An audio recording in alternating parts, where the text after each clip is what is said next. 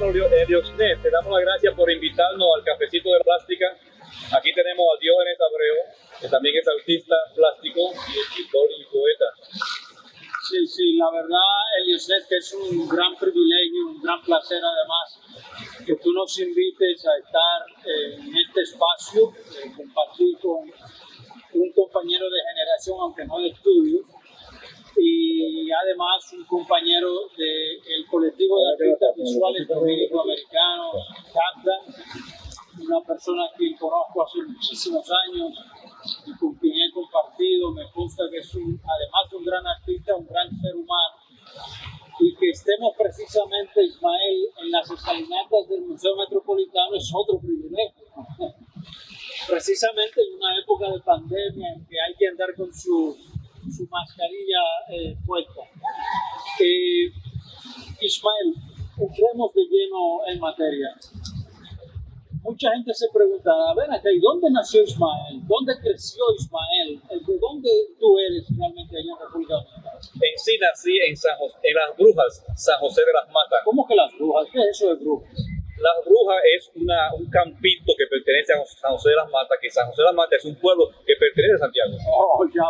Las Brujas no se refiere a las hechiceras, se refiere a una clase de planta que se reprodujo en esa área, lo cual se reproducía bien rápido. Oh, de ahí lo de y también Brujas. tenía muchos beneficios medicinales. Okay. Entonces naces ahí. Nací en Las Brujas. Después de Las Brujas nos fuimos a Santo Domingo, después de la guerra del 65. ¿A qué edad más o menos emigraste ahí? Tenía como 3 o 4 años ya. Oh, wow. Nací en el 62, en el 25, 3 o 4 años. Sí. Y coincidentemente, de Las Brujas a Santiago hay una parada para cambiar de vehículo. Ajá. Yo vine de Las Brujas a Santiago descalzo. Y mi papá me compró un zapato de goma para no llegar a Santo Domingo descalzo. Pasar esa vergüenza. Exactamente, sí. Un hombre que va a ser futuro artista, pero ven, ¿qué es eso? Oye, Presentación primeramente. claro. Entonces, ustedes emigran hacia la capital, pero ¿a qué barrio de la capital? Específicamente fuimos a San Carlos, que es bien cerca del Palacio de San Carlos, del gobierno. un barrio histórico de la capital, donde sucedió muchísimas cosas alrededor del desarrollo tanto de la sociedad como de la misma capital, porque ahí hay personas muy históricos que nacieron y vivieron ahí en esa zona.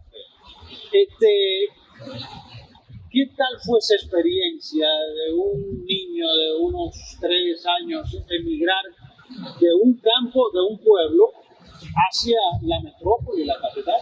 Bueno, fue un cambio bien grande en cuanto a vivir en un campo donde no hay ni siquiera carretera. La carretera eran pues, de tierra. Ir a una ciudad que todavía quedaban las piedras en la calle de la guerra.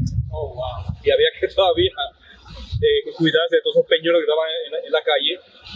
Nos mudamos a San Carlos, frente a frente al Teatro San Carlos. Oh, wow. El famoso San Carlos. Otro lugar histórico también. Porque era el único teatro de una sala más grande del país. Claro. No, otro teatro histórico allá. Entonces, ¿dónde fueron tus primeros estudios allá en República Dominicana? Bueno, especialmente en San Carlos, que fue mi kindergarten, que justamente fue en San Carlos. Pero como nos mudamos a diferentes lugares, de ahí nos mudamos al Capotillo. Oh, wow. Otro barrio histórico, por muchas razones. De donde vengo yo también. De muchas razones históricos. Sí. De ahí nos fuimos a la Sursa, que no es muy lejos de ahí. Yo también conozco la Sursa. Sí. Que uno se bañaba en ese río de ahí. Una poza, un agua cristalina cada mañana. Entonces de ahí nos fuimos al 9:30, que es 9:30. Ya a la entrada ya de la ciudad. Sí, debido a que vendieron la casa y tenemos que salir de ahí. Para la gente que no sabe, cuando nosotros decimos el 9:30 es el kilómetro 9 de la carretera Duarte. De la carretera Duarte. Sí. Que es quien viene del Cibao hacia la capital es la entrada de la capital. Quien sale de la capital hacia el Cibao es el final ya de la capital. Bueno, eso ha crecido muchísimo. Claro que sí. Pero es el referente. Entonces, del 9:30 ya nos quedamos ahí hasta conseguir un espacio donde mudamos en Villa Consuelo. Villa Consuelo. Otro barrio también histórico. Al lado de Mono Mojado.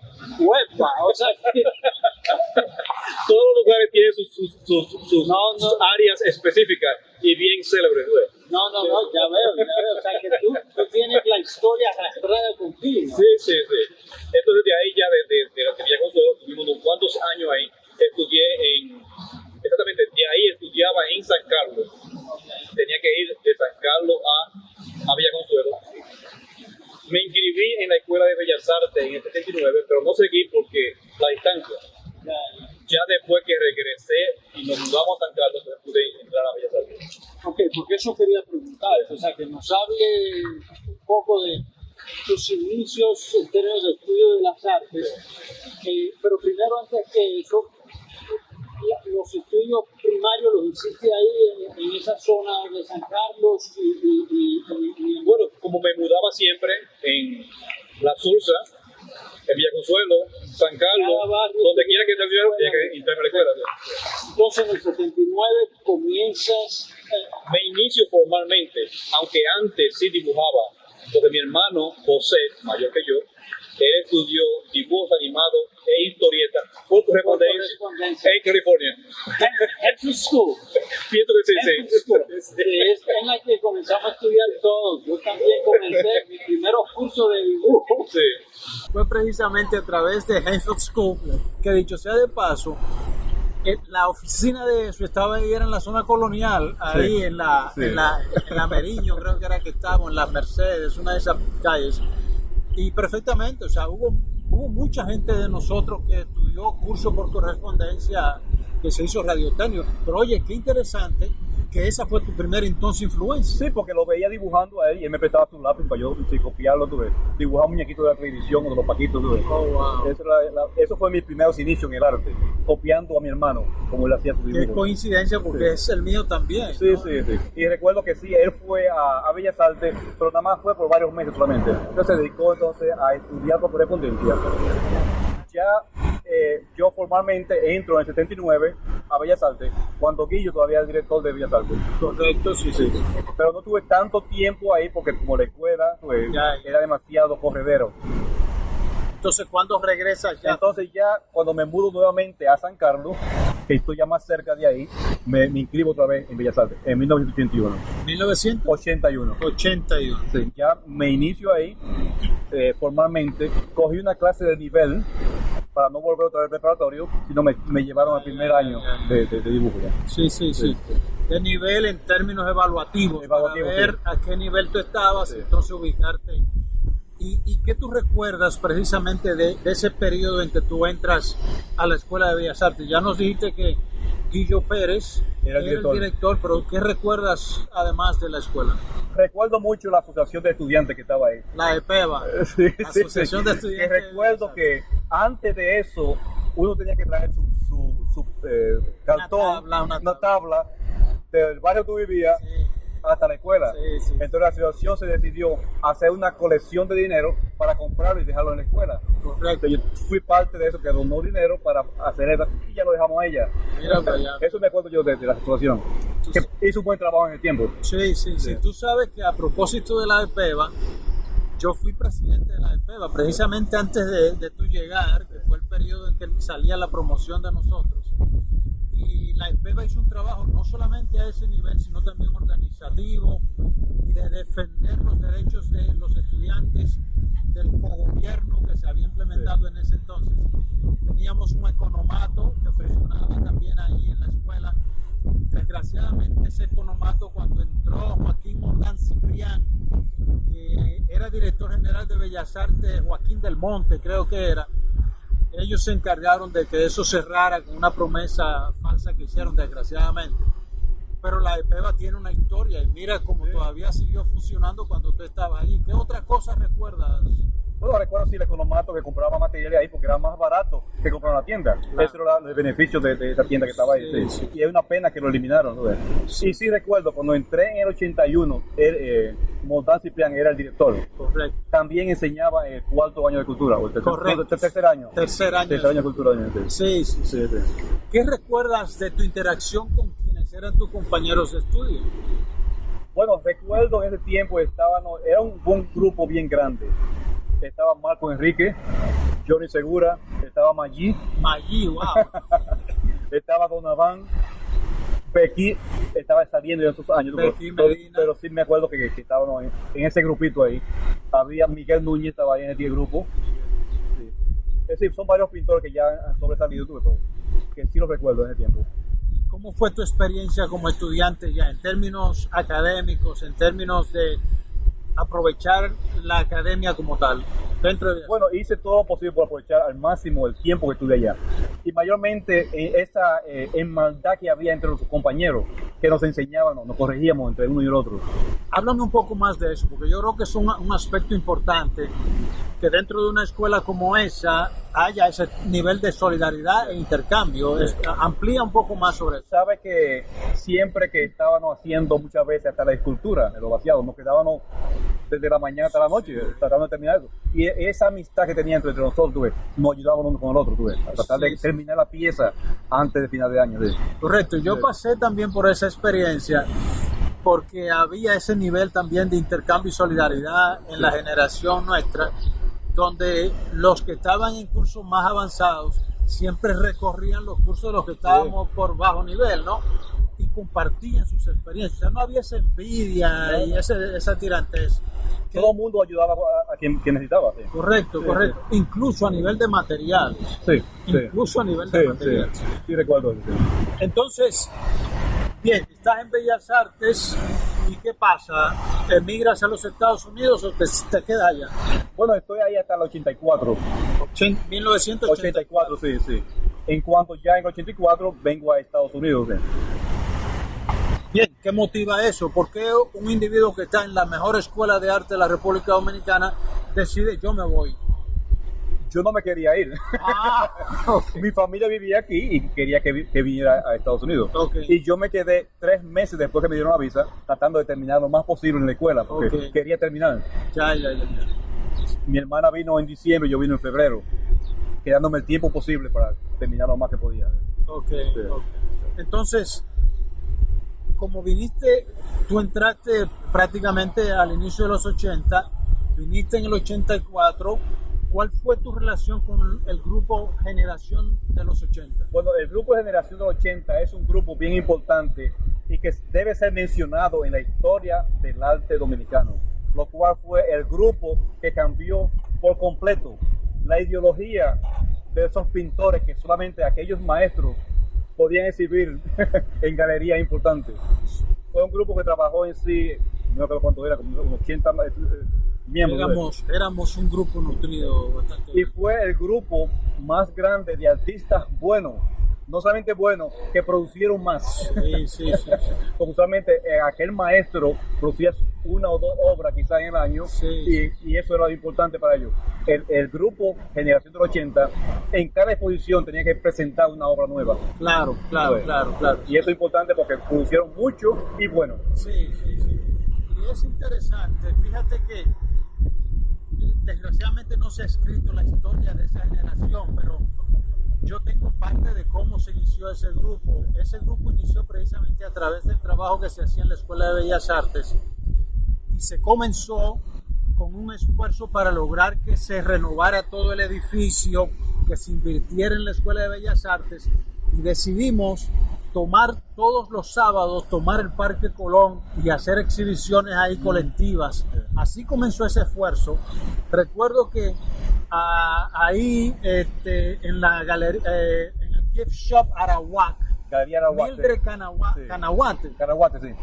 Bueno, ella tenía un gift shop ahí y ese fue el periodo en que ella comenzó realmente a abrir el espacio como galería y a participar con esos esfuerzos. Danilo Lazocé era el teórico mayor del grupo, que le llamaron la atención porque no querían que se juntara con esos jóvenes, que era como nos llamaban. Y continuó el esfuerzo. Ya luego se hizo un esfuerzo mayor, pero tienes muchísima razón. Allá era dificilísimo que la generación nuestra lograra una de esas salas que existían allá, y fue con el trabajo del grupo Generación del 80 que se abrió todo ese espacio y que se creó una transformación realmente de las artes en República Dominicana. Y qué privilegio el nuestro de ser parte de ese proceso. Yo no fui parte del grupo, pero sí estudié con muchos de los que fueron parte del grupo. Sí. ¿Te recuerdas de alguno de ellos? Es Riquillo Amiama. Amiama, claro. Miguel Núñez. Sí. Enriquillo, que luego terminó siendo profesor de la escuela. Sí. Estaba Cejo. José Cejo. Sí, estaba Terreiro. Pedro Terrero. Sí. Terrero en aquel entonces. Y Terreiro, y después ahora de es Terreiro. Terreiro. Sí. Pues sí, son muchos en sí, y eran muchos buenos. Sí. Mucha gente, y todavía, bueno, hay grandes artistas allí en República Dominicana que son parte de esa generación. Pienso que esa generación del 80 hizo un renacimiento en el arte dominicano. Cierto, no puede negarse. Dime una cosa, entonces, tú emigras, ¿y qué tal fue ese proceso de adaptación tuya aquí en los Estados Unidos? Bueno, mi propósito siempre fue estudiar arte aquí. ¿Tú lo tenías claro? Claro, sí, esa es mi idea siempre, estudiar arte. Cuando vine aquí, el idioma es una pared que te limita, tú ves. Claro. Comencé a trabajar en una factoría para ganar dinero y después inscribirme en una escuela. Ya. Lo cual en sí trabajaba de 7 de la mañana a 5 de la tarde. Entonces, ya varios meses después, me inscribí en la liga, Art Student League de New York, que comenzaban las clases de 6:45 a 9:45. Entonces, trabajaba de 7 a 5, 6:45 hasta las 9:45 estudiaba arte.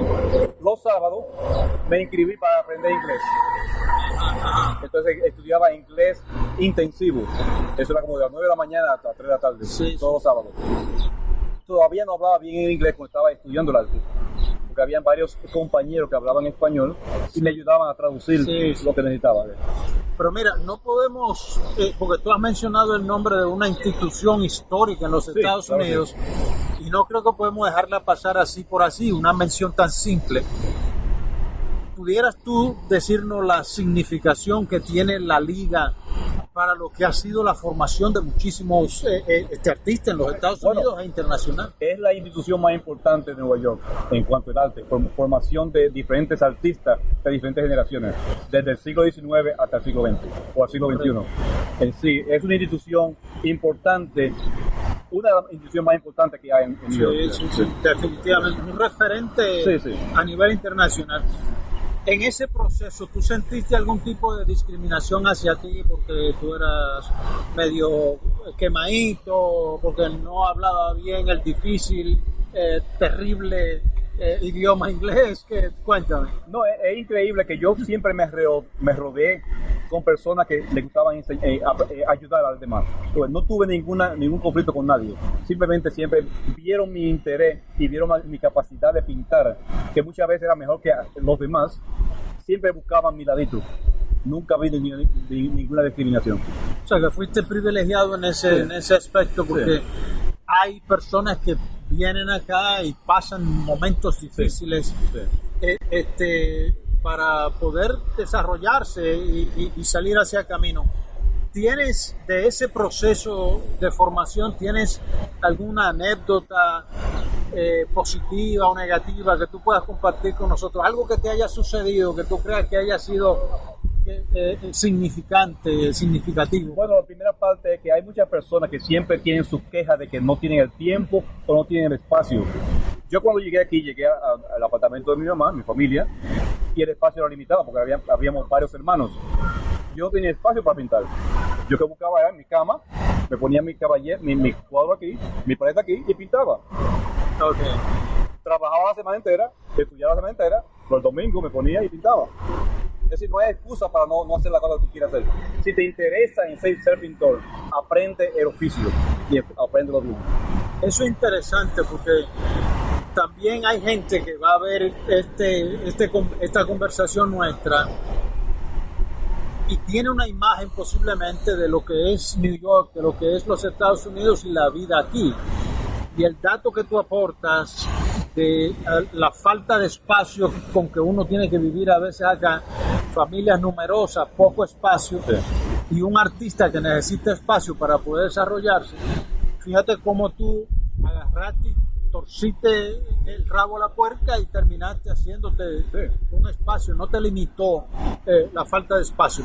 Y creo que eso va con ser artista, siempre inventar la creatividad, no dejarla morir, ¿verdad? En términos de lo que ya ha sido tu formación como artista, entonces, tú has ido forjando un estilo de pintar, una manera propia tuya, que cuando uno ve un trabajo, ya uno puede decir, bueno, eso es un check. ¿Cómo ha sido el proceso para llegar ahí a esa definición del estilo y cómo defines tú el estilo? ¿Cómo lo caracteriza ese estilo? En el presente yo podría definirlo, el que estoy trabajando ahora mismo, como fauvismo realismo, lo cual es una combinación de dos estilos. Es algo que tú consigues experimentando, tratando de lograr algo siempre mejor. Y pienso que buscando, si tú ves el estilo fauvismo, que fue unos colores bien sobresalientes, muchas veces que no se ha entendido, pero si el realismo al fauvismo, tú consigues unos colores más ricos. Okay. O sea, que ese ha sido tu proceso y así caracterizas actualmente tu estilo. ¿Has experimentado con otros estilos anteriormente antes de tener ahora esa definición? Sí, claro que sí. Uno siempre experimenta en sí, buscando diferentes formas, buscando su identidad siempre. Pero yo pienso que esa es mi identidad principal, ese realismo colorido, ya que lo que busco siempre es en sí lo mejor de lo que se ha hecho, no lo peor. Okay. Tratando de mejorar siempre qué se ha hecho y cómo tú lo puedes mejorar. ¿Qué otros estilos dentro de las artes plásticas entonces tú consideras que te han influenciado, que te han servido de referente, que tú sigues? Bueno, yo usualmente me refiero a tres estilos completamente diferentes, pero que tienen todas sus partes positivas. Uh-huh. El barroco, ese claro oscuro siempre es importante si tú quieres ser realista.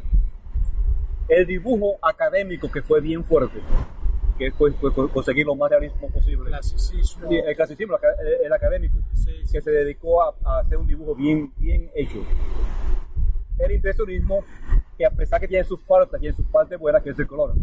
Experimentando con el color, cómo conseguir una imagen de realidad con colores intensos. Correcto. Yo asumo que como tú tuviste una experiencia de formación académica artística en República Dominicana, ¿hubo algún referente con profesores allá? ¿Qué profesores en la República Dominicana, o qué artistas, mejor dicho, en la República Dominicana tú consideras que te han influenciado, que te han servido de referente además? Sí, como maestro en sí no creo que haya muchas referencias que yo podía mencionar, debido a que lo que te están enseñando los maestros son cierta forma, ciertos patrones. Pero como referencia yo usaba allá, uno de ellos era Giorgi Morel, ya que en el Museo de Arte Moderno en Santo Domingo hay un cuadro específico que yo siempre iba a ver, que era un paisaje 8x10. Hay dos, había uno específico que me gustaba bastante, siempre iba a verlo. ¿Por qué? ¿Qué te atraía? Bueno, es esa luz impresionista que tenía. Esa luz y sombra, esa combinación de colores que usaba. El cibaeño que tiene allá es bien interesante, pero ese paisaje me impresionaba más todavía. Te hablaba más simple, pero mejor hecho. Más fuerte. Otro de los artistas que me gustaba en esos tiempos cuando estaba allá era Mariano Ecker, con sus bodegones. Sí. Siempre en diciembre él traía esa exposición a la Casa de Bastida. Y esas frutas y esos, esos brindis que habían siempre eran... Sí, es una tradición. Sí, todo eso diciembre, tú sabes que eso se llenaba de gente, estudiantes y de personas coleccionistas para ver sus cuadros. Otros iban por su comida, pero claro. Yo iba por sus cuadros. También, obviamente un referente didáctico. Sí, exactamente. Hay otro artista que me interesó bastante, ya que tenía cierto sabor barroco, León Bosch. El hijo de Juan Bosch. El hijo del profesor Juan Bosch. Que en ese tiempo sí tenía unos bodegones bien interesantes. Lo vi después que vi la exposición de Alberto Vaz en el Museo de Arte Moderno, que en ese tiempo hizo una exposición, algo relacionado con New York. Sí. Pero era fotorrealismo, no realismo en sí. Era bien diferente. Sí, que es como él realmente define su estilo, fotorrealismo. Sí. Pero vi la diferencia, en ese punto vi la diferencia entre un fotorrealismo y un realismo de verdad. Sí. Que era Vaz o León Bosch. Sí. Me interesó más Bosch porque era más natural. No era copiando una imagen.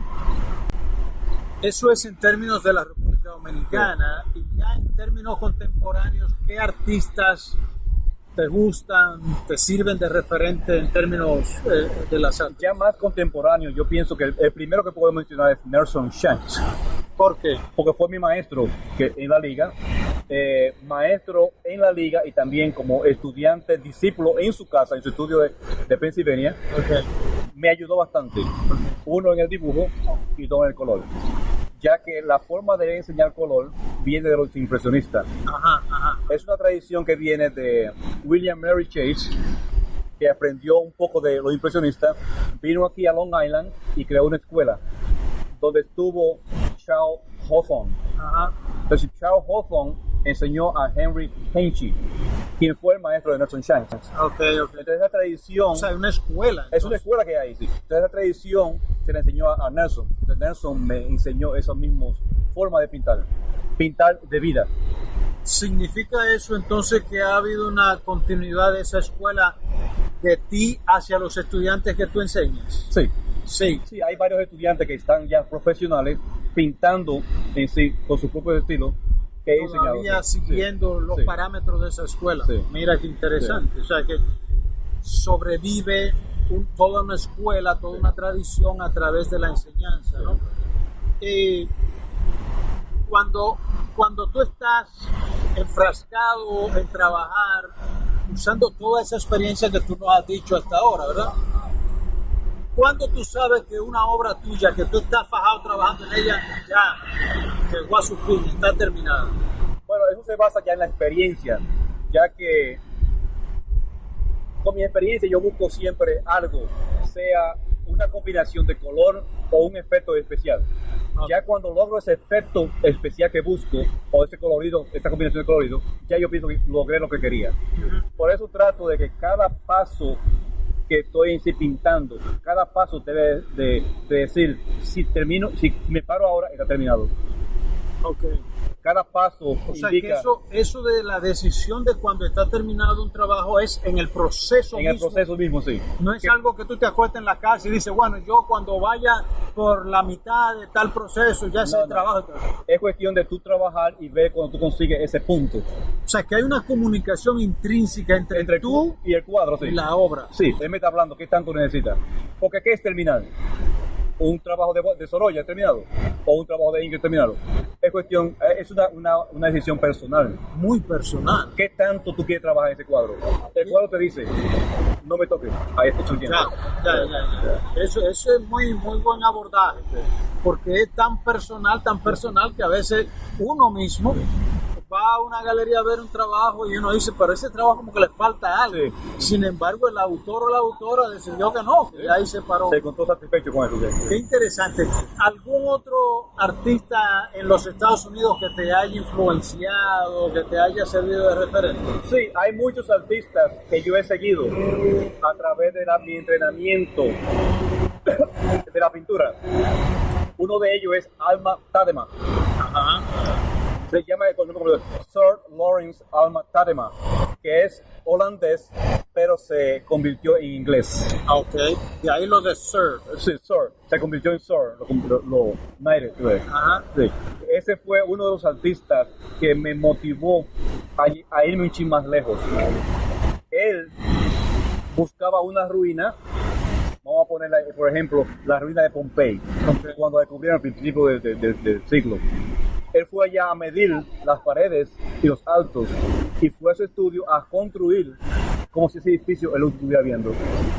Él recreaba las escenas romanas de esos tiempos, simplemente viendo las ruinas de cómo eran. Y por eso ganó muchas medallas, muchos premios, mucho reconocimiento.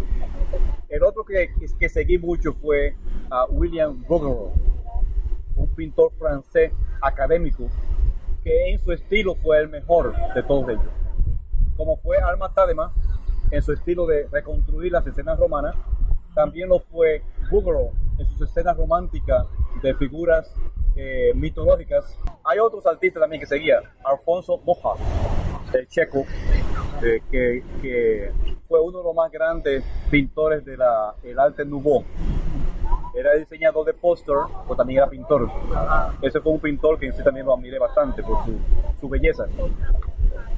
Dime una cosa, y ya vamos a aterrizar un poco más personal, todo eso que tú has descrito implica que hay toda una inversión personal y a veces familiar para la formación de uno, para el desarrollo de uno como artista.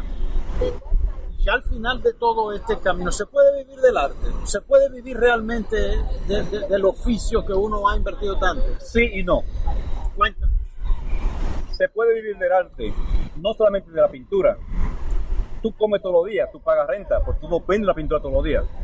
Hay que buscar otra forma de cómo en sí sobrevivir, especialmente en New York, enseñando o haciendo otras clases relacionadas con el arte.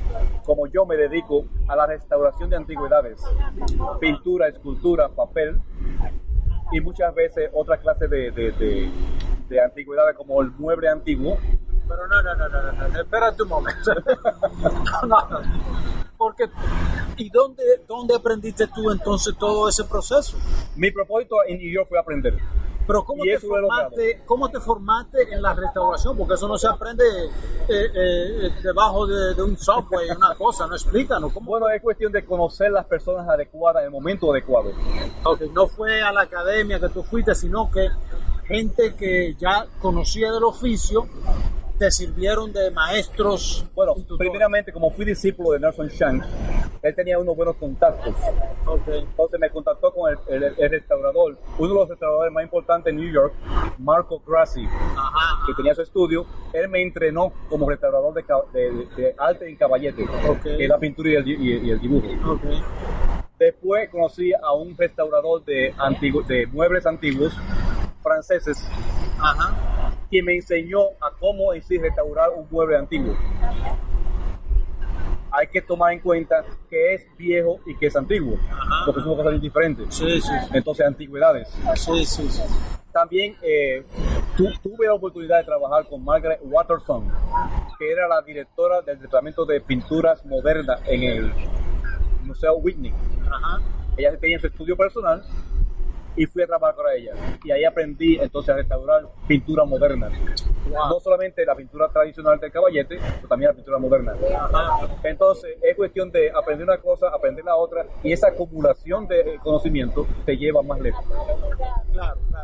No, entonces ahora se explica, porque tú flojaste un montante, un buscapié ahí, así, sin ninguna explicación, pero eso de la restauración es algo demasiado específico, que requiere un tipo de formación distinto a lo que es pasar por una escuela de bellas artes, ¿no? Pero ahora se explica. Entonces tú nos estabas hablando de cómo se podía vivir del arte. No de la pintura, pero sí del arte. Continúa, sí. Continúa, por favor. Sí, eso me refiero, que hay que sí buscar otra forma de entrada económicamente para poder sobrevivir del arte. Ya. No solamente convertirse en un pintor comercial para vivir de la pintura. Buscar otra forma de cómo tú puedes en sí soportar tu arte. Trabajar y poder en sí mantener tu arte en sí sin comercializarlo, que sea un arte puro. Sí. No dejarte dañar la cabeza de que tienes que hacer un arte para venderse, porque tú te estás pasando hambre y tienes una crujía grande, sino hacer lo que tú hiciste, buscar otras alternativas que están dentro de las artes para poder entonces suplir esa necesidad económica. Y eso a ti te ha funcionado. Sí, claro, sí. No pintar con presión, sino pintar lo que tú quieres y hacerlo bien hecho. Correcto. Dedicar el tiempo adecuado a cada pintura. Correcto. Dentro de esa experiencia, entonces, ¿cuál sería tu consejo a las nuevas generaciones de personas que le interese ser artistas? Bueno, primeramente, si lo que tú quieres es pintar, trata de aprender el oficio. No trate de ser bueno, trata de ser uno de los mejores, porque bueno hay muchos. Tú no quieres competir con buenos, tú quieres competir con los mejores para que te busquen. Y una persona que quiera estar a ese nivel de competencia, entonces, ¿qué tú le sugerirías? ¿Cuáles serían los pasos básicos que debe de dar? Bueno, en sí, como un doctor se prepara con su forma académica primero y después entonces crea su línea de medicina, así mismo pienso que debe de ser el artista. Tratar de estudiar lo más posible, aprender lo más posible de los materiales, técnicas, y también de la historia del arte, quién hizo qué, porque ya todo está hecho. Lo que tú vas a hacer es simplemente una variación de lo que se ha hecho y mejorarlo. Exacto. O sea, tu aporte es realmente lo que va a marcar la diferencia Exactamente, sí. acá. Tú y yo somos miembros del colectivo de artistas visuales dominico-americanos. Y a mí me gustaría que por lo menos tú nos dé una explicación para la gente que está viendo esta conversación. ¿Qué es CAPTA? ¿Cuál es la misión aquí en los Estados Unidos? Bueno, CAPTA, el colectivo de artistas visuales dominico-americanos, es un grupo que está trabajando para los artistas y con los artistas, tratando de promover su arte en la comunidad. Lo que hacemos usualmente es hacer charlas o hacer exposiciones con los artistas para la comunidad. A propósito de eso, de esa labor que ustedes tienen, ahora estamos en una pandemia terrible. Obviamente todo se ha transformado. ¿Cómo ha logrado CAPTA adaptarse a este proceso para seguir lidiando con el arte, lo que ahora le llaman el arte de COVID-19, ¿no? Bueno, ahora mismo como hay tanta limitación de aglomeración en cuanto a gente, lo que estamos haciendo es lo mismo que hacíamos antes con la serie de Hablemos de Arte, que invitábamos a un artista o una persona que hable de su arte o de una técnica específica e invitábamos al público en un lugar específico. Lo que estamos haciendo ahora es lo mismo, pero lo estamos haciendo virtual. Lo estamos haciendo en Facebook Live cada mes. Invitamos a un artista que hable de su arte y su técnica y lo hacemos conocer al público. Ya estamos llegando al final prácticamente de este conversatorio y de nuevo le agradecemos a Helios Nec que nos diera esta oportunidad por estar juntos y compartir aquí precisamente frente al Museo Metropolitano. Yo quisiera no terminar sin que tú nos digas en términos técnicos cómo se prepara Ismael Checo, el artista, cuando va a iniciar un trabajo. ¿Cómo es todo ese proceso técnico? Ponte técnico ahora, didáctico. Bueno, sí, la parte técnica es bien importante de que cada paso sea dominado. Tener un buen dibujo, un buen color, una buena composición, esa es la parte básica. Ya después tú tienes esos puntos dominados, la otra parte que tú tienes es el tema. Trata de dominar el tema. ¿Qué tema tú quieres en sí pintar? ¿Qué tú quieres expresar con ese tema? Perfecto. Tú tienes un séquito de gente que te prepara la tela, que te pone la paleta con los colores ahí. ¿Cómo funciona? No, esto es un autoservicio. Autoservicio. Yo hago todo, desde preparar la tela, ya que como mi preparación como restaurador me ha facilitado toda esa información de cómo preparar una tela. Yo sé hacerlo, pues sí, soy un pintor completo, con todos los conocimientos que se relacionan al arte. ¿Qué tan importante es eso de la preparación de la tela, o sea, la base donde tú vas a poner tu obra? Es bien importante porque hay que saber en sí qué funciona y qué no funciona. Yo no me opongo a experimentar, pero sí quiero que sepan qué funciona y qué no funciona, para que no causen errores después. Es importante saber qué tú vas a usar. Si vas a usar acrílica, qué soporte es bueno para la acrílica. Si vas a usar aceite, qué soporte es bueno para ese aceite. O si vas a combinarlo, qué va primero y qué va después. Tú no quieres poner agua encima de aceite, tú quieres poner lo opuesto. Porque la diferencia entre el aceite y la acrílica es que un proceso es mecánico y el otro proceso es químico. Y muchas veces no combinan. El acrílico tiene que absorber. El óleo absorbe químicamente. Se convierte en una sola cosa con el tiempo. Y hay que saber una cosa con la otra. Es importante no saber cómo hacerlo. Saber cómo hacerlo para saber qué es lo bueno y qué es lo malo. Correcto. Por eso me interesaba esa parte técnica, porque esa combinación de artista plástico con restaurador, obviamente, hay una caterva de conocimiento ahí. Tú y yo ambos somos artistas dominicanos y en nuestro país hay toda una tradición de arte, ¿no? ¿Qué te parece a ti el arte dominicano? ¿Qué tú sientes? ¿Qué piensas? Bueno, arte dominicano no existe. No quiero decirlo para que se ofenda a nadie, pero nadie se le ha importado crear un estilo dominicano. Okay. O nadie se ha dedicado a promocionar el arte dominicano. Yo pienso que debemos de buscar los conocimientos que nos ayuden a mejorar un estilo dominicano o un estilo isleño. Para decir que, oye, ese artista es dominicano. Hay que también ser un artista internacional, primeramente. Pues también, si tú eres dominicano, en Dominicana, busca un estilo que identifique a los dominicanos. Perfecto. Para concluir entonces ya la última pregunta, ¿cuál consideras tú que debe ser la función del artista en la sociedad? Como hay abogados que son para divorcio, hay abogados que son legales, también hay diferentes artistas. Eso es cuestión personal, una decisión personal que tú decides en qué línea te va a ir. Porque hay en sí artistas que se dedican a hacer pósters de promoción, hay artistas que se dedican al tema religioso, hay otros que se dedican al tema político. Es decir, todo eso es una decisión personal. Cada artista tiene su meta. Hay 2 días que son importantes. Primero es el día en sí que tú naciste, y el segundo día importante es decidir por qué tú naciste. ¿Cuál es tu meta? ¿Cuál es tu función en la vida? Perfecto. Bueno, nada, Ismael, muchísimas gracias por permitirme y permitirnos este privilegio de tener este conversatorio contigo así una tarde neoyorquina aquí frente al Museo Metropolitano. Y de nuevo a ti, Eliosnet, gracias por permitirnos esta juntiña entre nosotros. Y nada, esperamos que la gente se disfrute de este conversatorio y además hacerle promoción aquí a el cafecito de plástica, que es ya toda una tradición dentro del Departamento de Arte de la UAS, Universidad Autónoma de Santo Domingo. Así que esperamos que lo hayan disfrutado.